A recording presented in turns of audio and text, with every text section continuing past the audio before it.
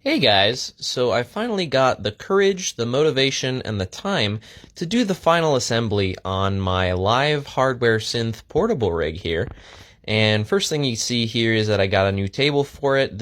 I got some very strong keyboard stand legs for it that fit perfectly on the solid tabletop that's going to move with the whole thing.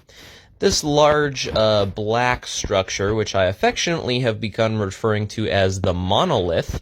Let me know in the comments if you think that's a good name for the entire rig itself, because I thought for the longest time that it was just low-hanging fruit, but now I'm starting to live with it. So anything, the black big monolith looking thing is the monolith.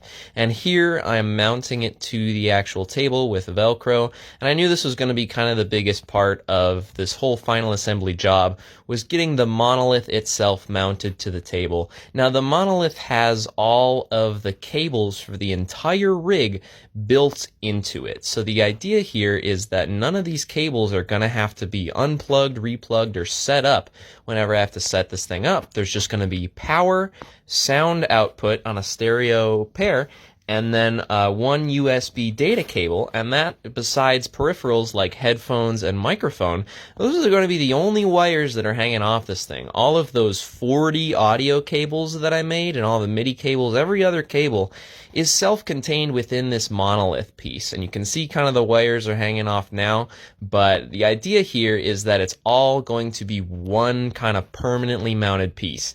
I can just pick up this table with everything attached to it, just put it wherever I want, turn it on and go. I don't have to waste time really setting up, and I can spend more time doing sound check or, just emotionally preparing for the show or whatever. So here I've got the DeepMind on the left mounted on top of the monolith and the Hydrosynth on the right. The DeepMind, I had to build some wooden risers for it because it's a 12 voice analog polysynth. It generates a lot of heat and it needs a lot better kind of cooling infrastructure to keep it alive.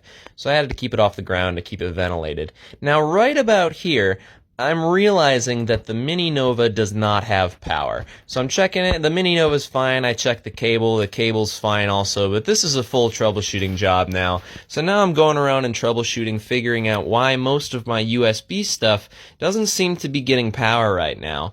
Turns out, go around the back, rip out the USB hub, and that thing decided to quit its job. It decided that out of its 7 ports, only 5 of them are ports anymore, so that's going to be a replacement, and this video kind of became a troubleshooting video. But anyway, this is kind of the big part of the final assembly of the whole thing. Hope you guys enjoyed watching, and at the end here, this is pretty much what it's going to look like, so hooray!